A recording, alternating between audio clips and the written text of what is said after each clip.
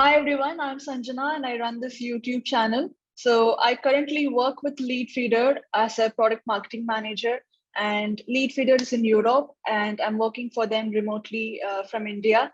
So it's been 2 power-packed months of learning since I joined Leadfeeder, and also one-of-kind experience working remotely with a globally diverse team.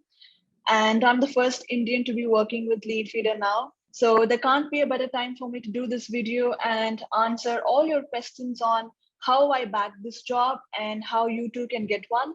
So this video is all about my personal experiences, especially to those aspiring to bag a remote job with global companies.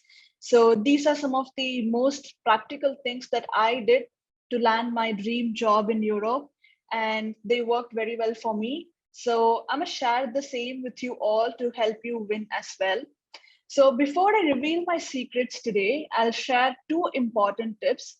So make sure you start putting them into practice right away, because without them, my secrets wouldn't work.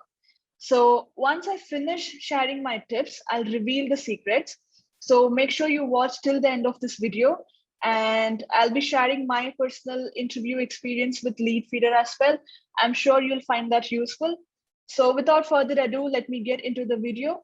So my first tip is nurture connections. So I can't emphasize the need for building strong relationships with connections you meet online, especially. So having X followers or Y connections does not make you stand out, right? Much like with in-person relationships, trust building and forming bonds are very important if you want to scale in your career and get good career opportunities. And I think that can happen over LinkedIn or Twitter. So how do you make that happen? So first of all, it is essential to stay on the radar of your connections. So to do this, you need to be systematic about being present online, and most importantly, being authentic.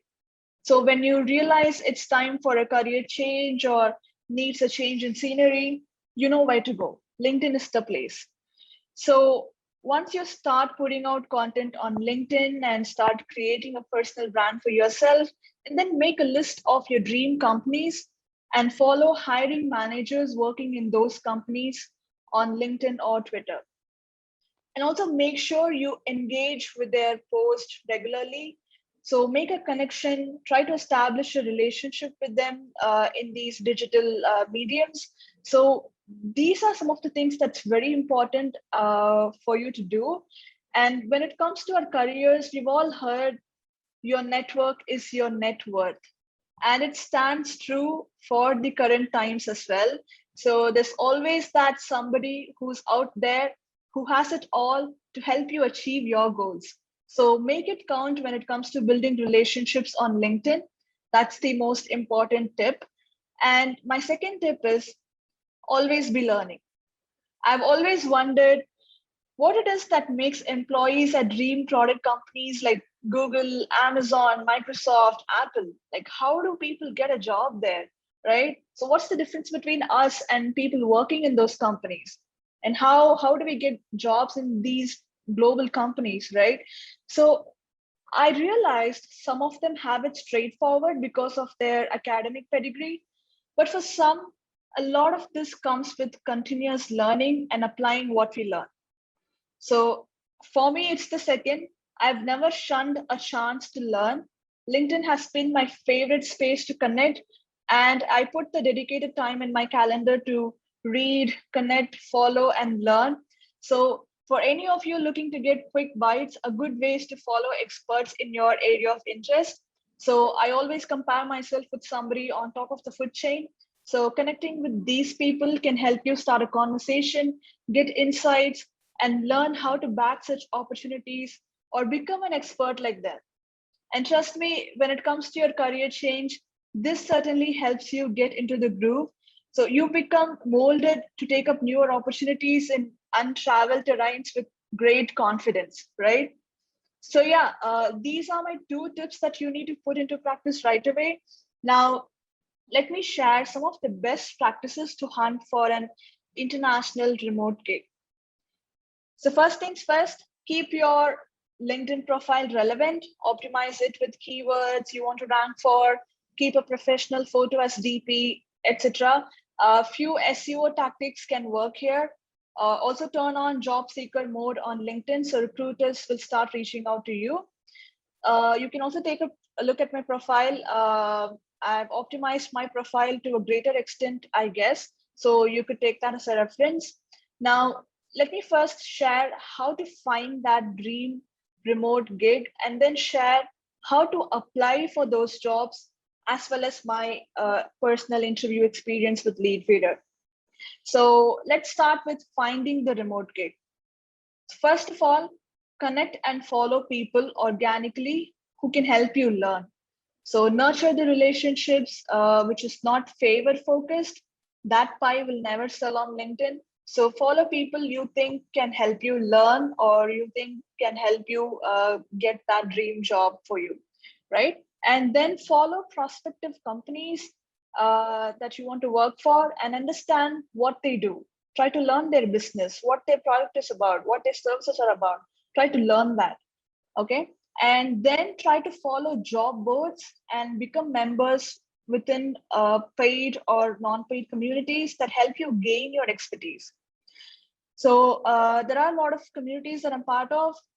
So when it comes to paid communities, I'm part of DGMG by Dave Gerhardt, Peak by Sangram Vajre, and there are a lot of non-paid communities that I'm part of. As I'm part of Product Marketing Alliance, Rev Genius, Demand Curve, and few others as well. So my recent favorite job board is the one by Dave Gerhardt, which is dgmgjobs.com. Follow that as well. There are a lot of remote openings in that job board. Then once you do all of these, make sure you turn on LinkedIn job filters based on the area of interest and location. Let's say you want a job in Singapore or in Europe. Like turn on job filters for that location, right? So this helps to narrow down and get the right and latest job listings based on your profile and the location that you're aiming for. This is what I did as well.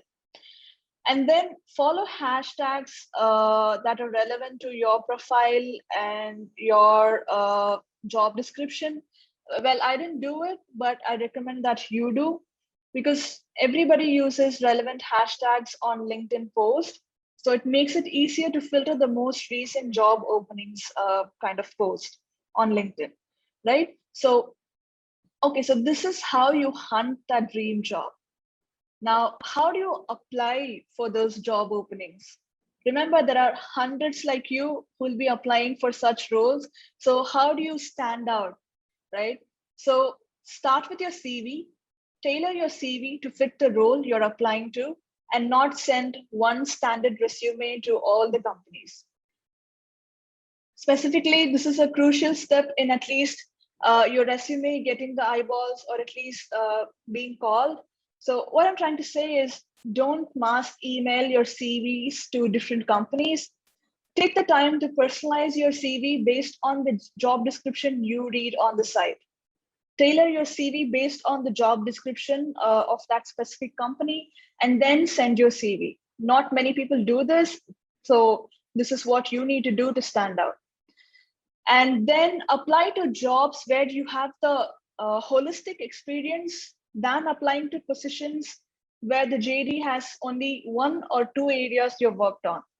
That's not going to work, right? So your profile and the job description should match exactly. This is very important when you apply for an international remote gig, especially. So then if you get called, then show your expertise by sharing your screen during the interview. Not a lot of them do this. So this is your chance to do this, especially since we're all working remotely and video interviews are the norm. So for example, if you get asked about landing pages during interviews, show them the pages you wrote. If you've done ICP research, then pull out the relevant documents to show that you've done that as well. Like show that you've done the work. You generally set the tone of what you see is what you get, which in turn increases your credibility with the employer. So call it a brownie point with online interviews. You can show off what you got, right? So at last, don't forget to write a follow-up email, post your interview. This is the template that I follow. So please do make sure that you follow, like write a follow-up email, post your interview. This is very important to impress the hiring manager. So yeah, these are the tips that worked for me, and you can use them as a framework. I don't assure you this will work, but I assure you this sure will help. So now that I gave out the tips and best practices, let me give you an account of my interview experience with Leadfeeder. So LinkedIn to me has been a great platform, and I literally followed all that I've mentioned in this video. So I had applied to 20 different global companies. My target was Europe and Singapore.